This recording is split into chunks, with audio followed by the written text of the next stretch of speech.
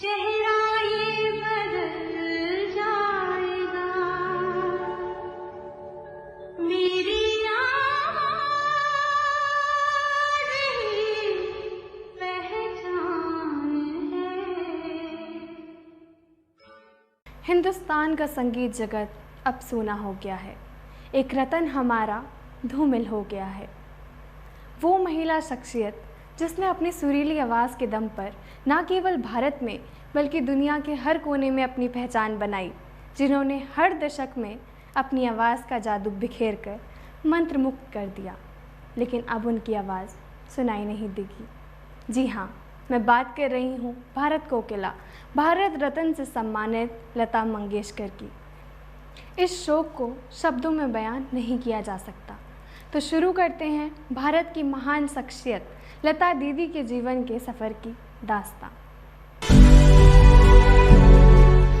लता मंगेशकर वो नाम है जिनकी सुरीली आवाज़ के कारण उनको स्वर सम्राज्ञी, भारत कोकिला, नाइटिंगेल ऑफ बॉलीवुड जैसे इतने सारे नामों से नवाजा गया है।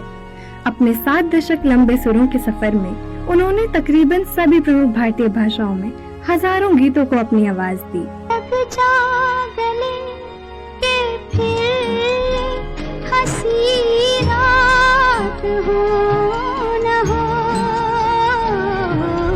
शायद फिर से जन्म मुलाकात हो न हो,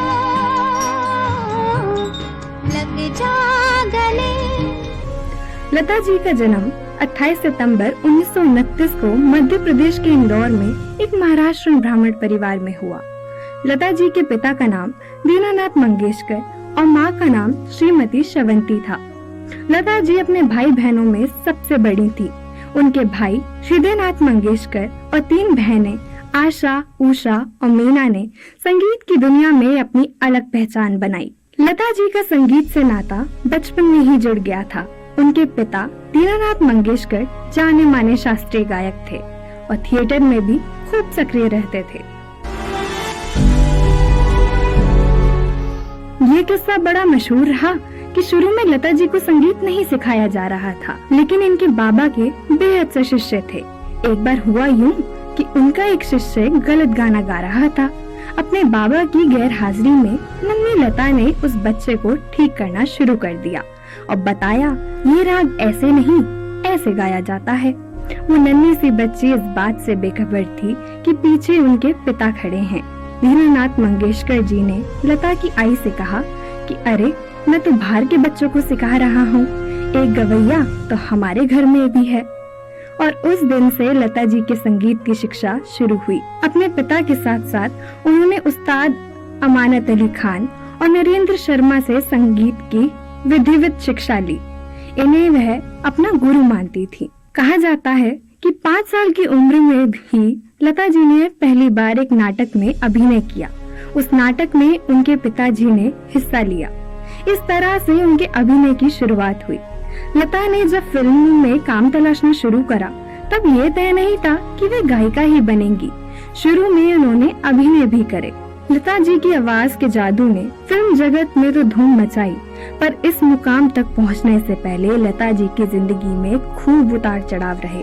लता मंगेशकर के लिए सन 1972 दुख भरा साल रहा। इसी साल उनके पिताजी का हार्ट अटैक से निधन हो गया। पिता की मौत के वक्त लता सिर्फ 13 वर्ष की थी, लेकिन माता पिता की सबसे बड़ी संतान होने के कारण घर चलाने की जिम्मेदारी उनके ऊपर आ पड़ी। ऐसे में उन्हें पिता के गुजरते ही छोटी छोटी फिल्मों में अभिनय का काम तलाशना शुरू करना पड़ा। लता मंगेशकर ने सबसे पहला रोल 1942 में आई पहेली मंगता गौर फिल्म में किया। उसके बाद उन्होंने बड़ी सारी फिल्मों में बड़े सारे रोल करे, कभी हीरोइन की छोटी बहन का तो कभी दोस्त का। गजा भाऊ एक ऐसी फिल्म थी जिसमें उनके किरदार को खूब सराहना मिली। लता मंगेशकर को ये बिल्कुल पसंद नहीं था कि वो एक्टिंग करे, क्योंकि वो हमेशा से ही एक अच्छी गायिका बनना चाहती थी, लेकिन परिवार की जिम्मेदारियों की वजह से उनको अभिनय करने पड़े। हालांकि किस्मत ने इनकी बात सुनी भी, इन्हें संगीत की शिक्षा मिली, लेकिन फिल्म इंडस्ट्री में इनको काम आसानी से नहीं मिला। 40 के दशक के शुरुआती साल लता जी के लिए अच्छे नहीं रहे। मुंबई फिल्म इंडस्ट्री में इनकी आवाज को सुनकर यह कह दिया गया कि आवाज इतनी पतली है, ये प्लेबैक सिंगिंग के लिए नहीं। लेकिन इनके गुरु मास्टर गुलाम हैदर ने लता जी की आवाज पर विश्वास दिखाते हुए कहा कि लता जैसी आवाज किसी के पास नहीं, एक दिन बस इसी की आवाज गूंजेगी, बाकी सारी आवाजें इसके सामने फीकी रहेंगी। और यकीन मानिए ऐसा हुआ भी।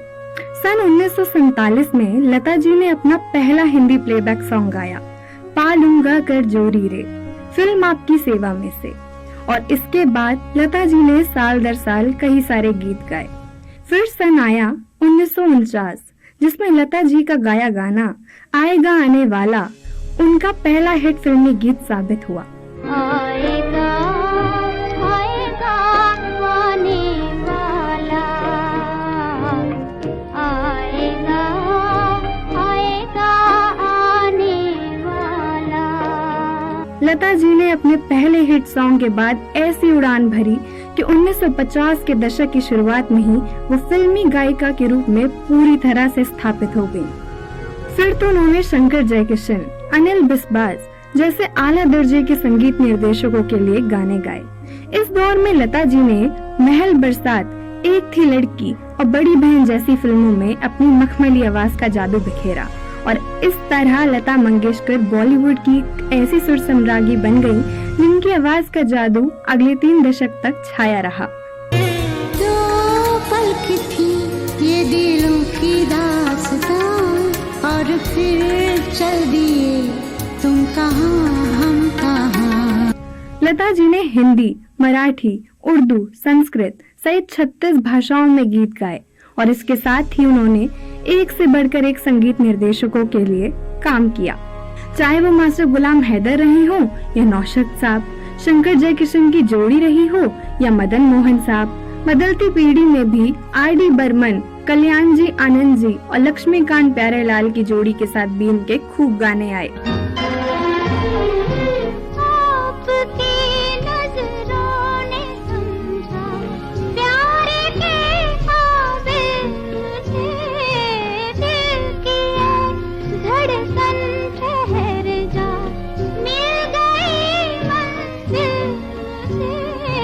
अवार्ड के मामले में लता मंगेशकर जी ने कीर्तिमान स्थापित किया, चाहे वो पद्म भूषण रहा हो या पद्म विभूषण या फिर भारत का सर्वोच्च सम्मान भारत रत्न।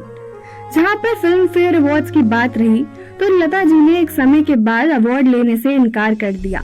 उनका कहना था कि अब नए गायक गायिकाओं को मौका मिलना चाहिए। लता मंगेशकर एक हंसमुख प्रतिभा थी और इनको फोटोग्राफी का बहुत शौक था। ये बात सही भी है कि लता जी ने कभी शादी नहीं करी। उन्होंने हमेशा कहा कि मेरे भाई बहन के बच्चे भी तो मेरे ही बच्चे हैं। हर संगीतकार के साथ लता मंगेशकर की ट्यूनिंग खूब जमी, चाहे वो एस.डी. बर्मन रहे या उनके बेटे आर.डी. बर्मन, या बदलते वक्त के साथ जतिन ललित या फिर ए.आर. रहमान। लता मंगेशकर ने हर दौर हर युग में अपनी आवाज से सबका दिल जीता है।